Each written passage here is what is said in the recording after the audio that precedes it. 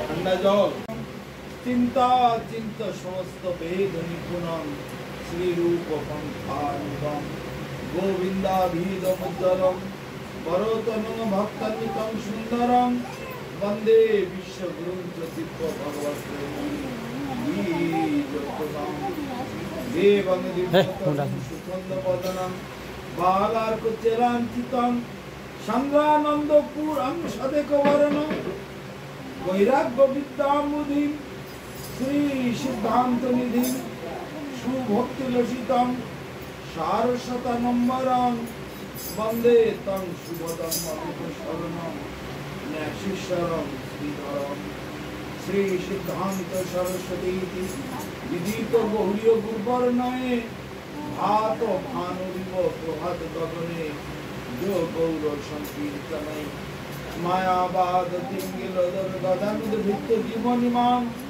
कृष्ण प्रेम सुधाति गाहन सुखं राधात प्रभुतां भजे पंच तत्तात्मकं कृष्णं भक्त रूप स्वरूपकं भक्तावतारं भक्तात्मं नमामि भक्त शक्तिकं नमो महावदन्नाय कृष्ण प्रेम प्रदायते कृष्णाय कृष्ण चैतन्य नामने गौरतिषे नमः हरेर नाम हरेर्नामैव केवलं कलौ नास्तेव गतिरन्यथा नाम बिना कलिकाले नहीं आर धर्म सर्वमंत्र सार नाम এই শাস্ত্র মর্ম অতএব কলিযুগে নাম যজ্ঞ সার আর কোন ধর্ম কইলে নাহি পায় পার নাম রূপে কলিকালে কৃষ্ণ অবতার নাম হইতে হয় সর্ব জগৎ নিস্তার হরে কৃষ্ণ কৃষ্ণ কৃষ্ণ হরে হরে হরে রাম রাম রাম হরে হরে हरे कृष्ण कृष्ण कृष्ण हरे हरे हरे राम राम राम हरे हरे সবাই একবার মিলিত ভাবে সম্মিলিত ভাবে উচ্চ স্বরে যার গলায় যত জোর আছে একবার সবাই হাত উঁচু করে বলুন তো হরে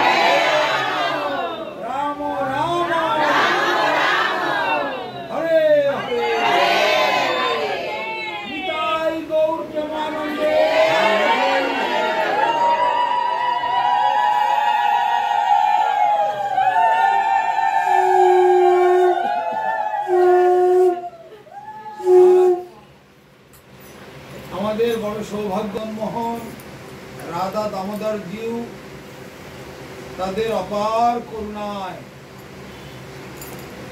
এই কলিযুগেতে মনুষ্য দেহ লাভ করতে পেরেছি এবং সাধু সঙ্গ করার সৌভাগ্য আমরা লাভ করেছি। বিচার করে দেখতে হবে কত বড় সৌভাগ্য আমরা লাভ করেছি। আজকে মনুষ্য দেহ যদি আমরা না পেতাম, যদি পশু পক্ষীর দেহ আমরা লাভ করতাম, এই হরিনাম, এই মধুর হরিনাম, সুধামাকা হরিনাম বলো রে, তাহলে এই সুধামাকা হরিনাম কি আর আমাদের কীর্তন করা হতো? যদি পশু পক্ষী অন্যান্য জীবজন্তুর দেহ যদি আমাদের হতো, একমাত্র মনুষ্য জন্ম লাভ করতে পেরেছি, তাই আজ এই পরম সৌভাগ্যটি আমাদের ভাগ্যে এসেছে। আমরা লাভ করেছি পরম সৌভাগ্য। আর এই নাম রূপে কলিকালে কৃষ্ণ অবতার। নাম হইতে হয় সর্বজগৎ নিস্তার। অতএব কলিযুগে নাম যোগ্য সার, আর কোন ধর্ম কইলে নাহি পায় পার। তাহলে ধর্মের নামেতে জগতে কত কিছু দেখা যাচ্ছে। কর্মী, জ্ঞানী, যোগী, মোক্ষকামী, তারপরে আরো বিভিন্ন মতাবলম্বী। আপনারা দেখতে পাচ্ছেন কত সব ধর্মাধর্মীর নাম। ধর্মের নামেতে কত রকমের সব পদ্ধতি চলছে। নিজেরা একটা করে সম্প্রদায় তৈরি করছে, করে ধর্মের নামে চালিয়ে দিচ্ছে।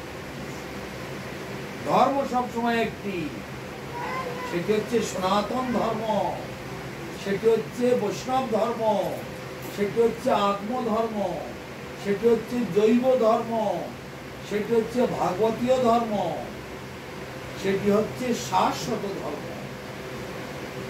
এই ধর্ম সবসময় একটার বেশি দুটি কখনোই নয়। আকাশে যেমন সূর্য একটাই সূর্য, দুটি সূর্য কোথাও নেই, তেমনি ধর্ম কখনো একের অধিক নেই। তবে এত ধর্ম কেন? এগুলো একটাও ধর্ম নয়। এত যা দেখছি এগুলো সব সম্প্রদায়। এই সম্প্রদায়গুলি মানুষে তৈরি করেছে। এই সম্প্রদায় পূর্বে কখনো ছিল না, বর্তমানে আপাতত দেখা যাচ্ছে, আবার সুদূর ভবিষ্যতে কখনোই থাকবে না। তাহলে কি থাকবে? যা পূর্বে ছিল, যা এখন আছে, তাই সর্বকাল থাকবে। সেটি হচ্ছে আত্মধর্ম, সেটি হচ্ছে জৈব ধর্ম, সেটি হচ্ছে সনাতন ধর্ম, সেইটি হচ্ছে ভাগবতীয় ধর্ম, সেইটি হচ্ছে শাশ্বত। এটি আত্মার শতশুদ্ধ বৃত্তি। আত্মার যেটি শতশুদ্ধ বৃত্তি, সেইটি আত্মার ধর্ম। কিন্তু মানুষ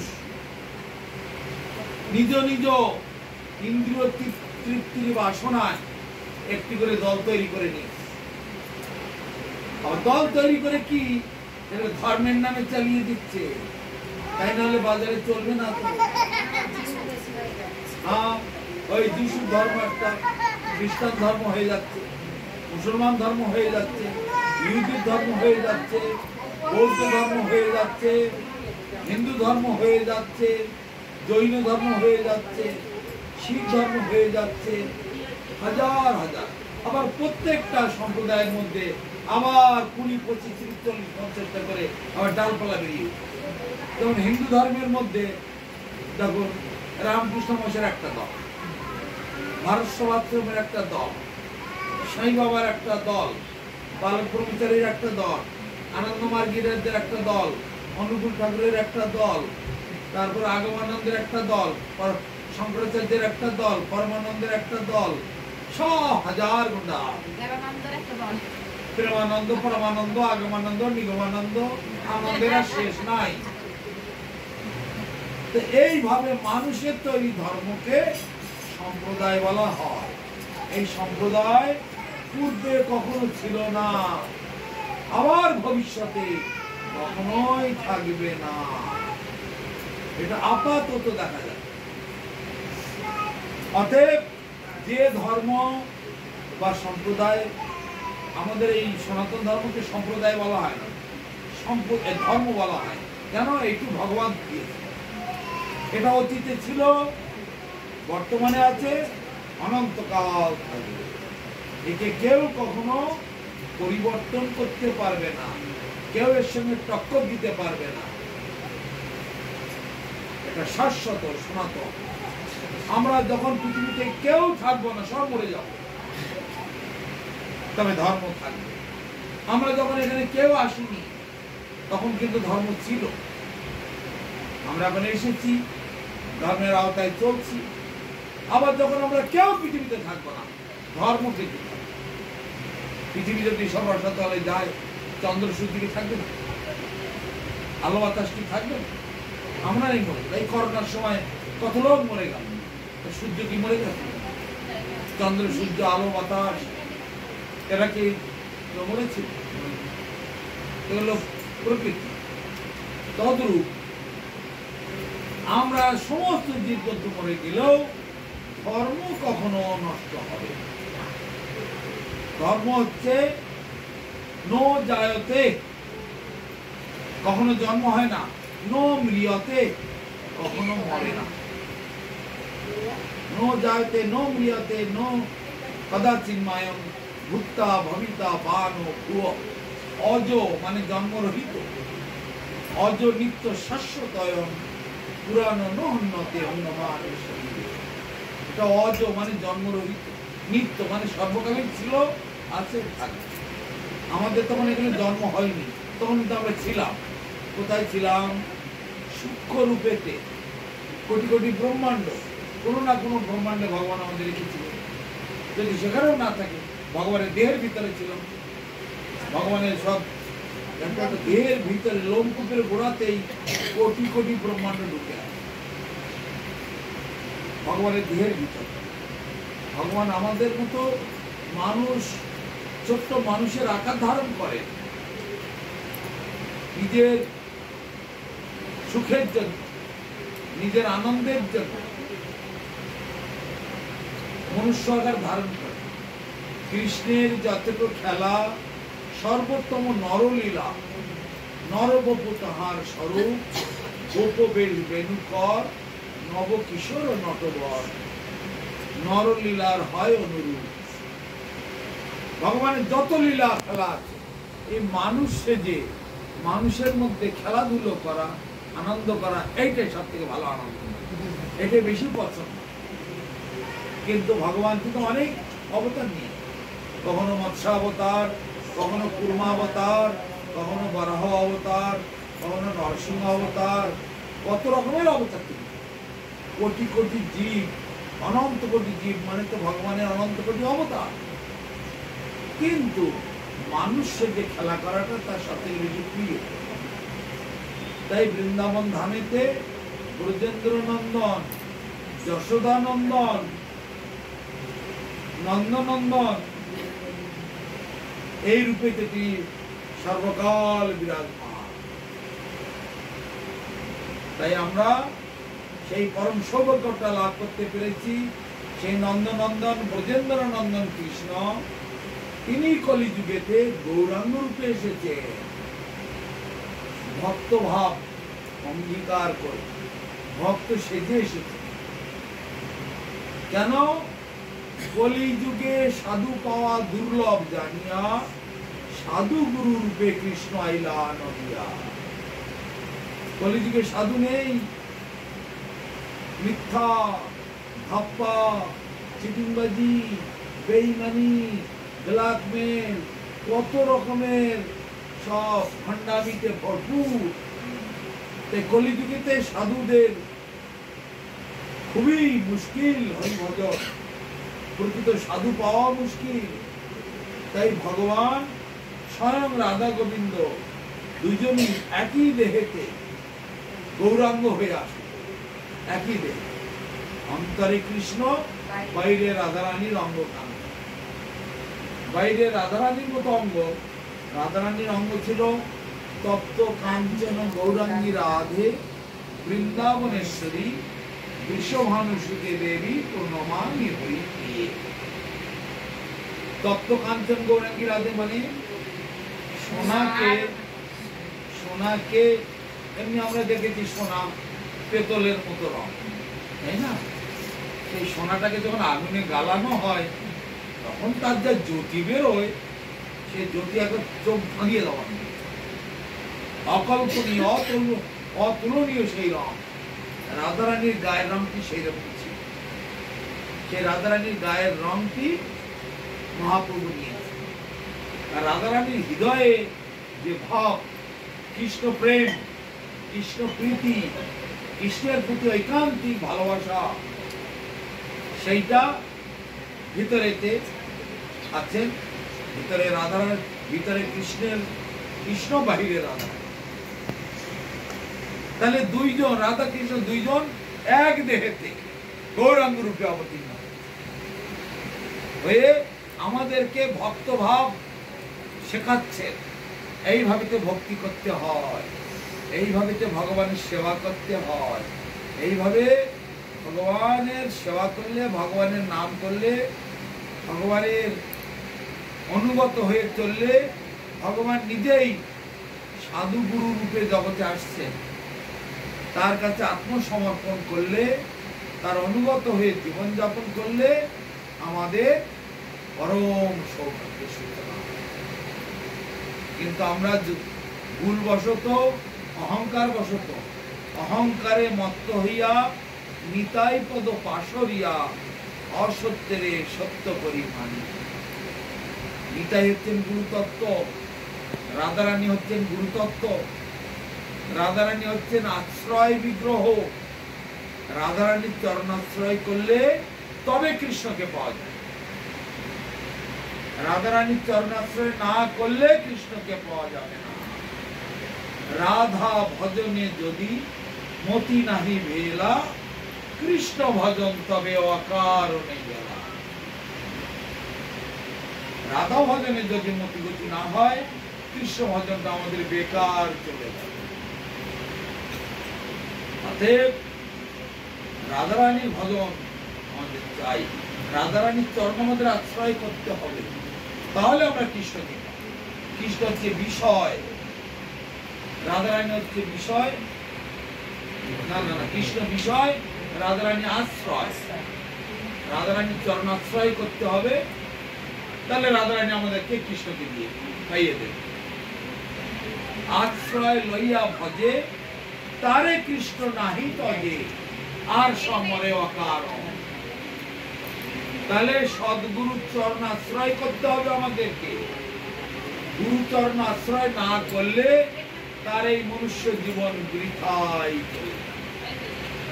অনেকে অজুহাত দেখায়, না না আমরা খুব হরিনাম করি, খুব হরিনাম করি। দীক্ষা নিয়েছ? দীক্ষা নিন, তবে আমরা হরিনাম করি। এটা ফাঁকি দেওয়া কথা, অজুহাত দেখানো কথা। শুধু শুধু পড়লে পড়াশুনো হবে না, ভালো কোনো স্কুলে ভর্তি হতে হবে, হয়ে সেখানে যেসব মাস্টারমশাইরা আছে তাদের আনুগত্যের লেখাপড়া শিখতে হবে। শিখলে সেই সব স্কুল থেকে সার্টিফিকেট দেবে, সেই সার্টিফিকেট পেলে তবে তুমি কোন কোম্পানিতে, কোন সরকারের অফিসে চাকরিটা পাবে। শুধু বলে না আমি খুব ভালো, সব বই আমার মুখস্থ, খুব পড়াশোনা করি, সার্টিফিকেট কোথায় দেখাতে পারবে না, তোমার চাকরিও হবে না। সরাসরি মন্ত্রীদের কাছে গেলে দেখা হবে না। তোমার এলাকায় কে আছে নেতা, কে আছে তোমার এলাকার কমিশনার, এলাকার যিনি লোকাল নেতা, তাকে ধরো আগে, সে নিয়ে যাবে মন্ত্রীর কাছে, তবে তোমাকে ঢুকতে দেবে। আর অন্য কোনো লোক গেলে ঢুকতে দেবে না। তাহলে আশ্রয় লইয়া ভগবানের দূত, গুরুদেব হচ্ছেন ভগবানের দূত, ভগবানের প্রতিনিধি, ভগবানের এজেন্ট, ভগবানের এক ঘটক।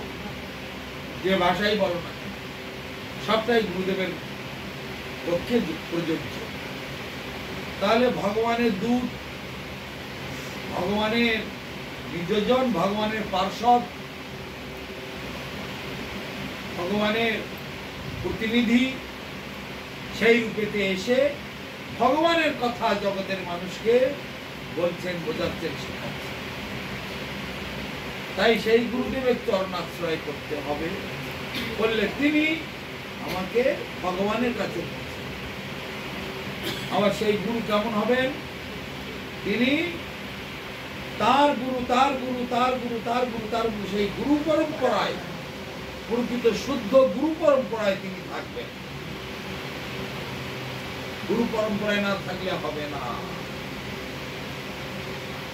কেননা আমাদের ইচ্ছা মতো আমরা গুরুগিরি করতে পারি না। ইচ্ছা মতো গুরুগিরি করলে ব্যবসা হয়ে গেল, গুরু ব্যবসা করলে হবে না। গুরু পরম্পরাক্রমে যিনি আদিষ্ট হবেন বা যাকে আদেশ করবেন তিনি এই সম্প্রদায়ের ধারক বাহক রক্ষক।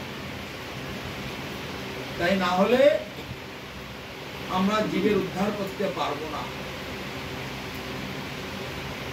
এক সময় কৈলাসে বসে পার্বতী দেবী শিবকে জিজ্ঞাসা করছেন, প্রভু জগতে হাজার হাজার লক্ষ লক্ষ গুরু, কিন্তু কোন গুরুর চরণাশ্রয় করবো আমরা? বাজারে লক্ষ লক্ষ গুরু দেখা যায়, তা আমরা কোন গুরুর চরণাশ্রয় করব? শিব তখন পার্বতী দেবীকে বলছেন, শুনো দেবী, দুরব বহব সন্তি শিষ্য বিদ্যাপহারকা, কিন্তু দুর্লভ সদ্গুরু দেবী শিষ্য সন্তাপহারকা। জগতে হাজার হাজার লক্ষ লক্ষ গুরু দেখা যায়, যে কোনো গুরুর চরণাশ্রয় করলে আমার কল্যাণ হবে না। যেমন বড় বড় জাহাজ ঘাটে গেলে হাজার হাজার নৌকো দেখা যায়, লঞ্চ দেখা যায়, স্টিমার দেখা যায়, বড় বড় ভেসেল দেখা যায়, ছোট বড় অনেক রকমের জাহাজ দেখা যায়। যে কোনো জাহাজে চাপলে বিশাল সমুদ্র পাড়ি দিয়ে আমেরিকায়, ইংল্যান্ডে, তারপরে ব্রাজিলে, কি রাশিয়া, কি জার্মানি, ওসব জায়গায় যাওয়া যাবে না। তাহলে কোন যানবাহনে চাপতে হবে? ছোট ছোট নৌকোর অভাব নেই, ছোট ছোট নৌকোর অভাব নেই, ছোট লঞ্চের অভাব নেই, ছোট ছোট ভেসেল বা ছোট ছোট ওই জলযানের কোনো অভাব নেই। যে কোনো একটাতে চাপলে হবে না। যে জাহাজগুলি প্রকাণ্ড শক্তিশালী, যে জাহাজগুলি সরকার কর্তৃক অনুমোদিত, সরকার যাদেরকে সার্টিফিকেট দিয়েছে, লাইসেন্স দিয়েছে, হ্যাঁ তুমি চালাও এই লাইন, এবং লক্ষ লক্ষ মানুষকে পারাপার করো, সেই জাহাজ অত্যন্ত শক্তিশালী। সমুদ্রের গর্ভে যখন প্রবেশ করে, গভীর সমুদ্রে ভয়ঙ্কর ঢেউ, ভয়ঙ্কর ঝড় তুফান, ভয়ঙ্কর সাইক্লোন, ঘূর্ণিঝড়, কত কিছু, সেই বড় বড় জাহাজকে কখনো টলাতে পারে না। কিন্তু যে ছোট ছোট নৌকো, মাছ ধরা ভেসেল, ট্রলার, কোনো অভাব নেই। তাতে চাপলে একটু সমুদ্রের মধ্যে ঢুকে না ঢুকতেই ঢেউ আসবে, ডুবে তাদের কোনো ভরসা নেই। ওই রকম জাহাজে চাপলে হবে না, বা ওই রকম যানবাহনে চাপলে হবে না। কিন্তু তারা অনেক লোভ দেখাবে, ওই বড় জাহাজে চেপেছ, কত লাগে তোমার, কত ভাড়া? ৩,০০০ টাকা, ৫,০০০ টাকা। ৫,০০০ টাকা ভাড়া? আরে আমাদের এতে চাপো না, ৫০০ টাকা দিলেই হবে। সস্তা, সস্তা তিন অবস্থা। তো বোকা লোকেরা তো অত বুঝবে না।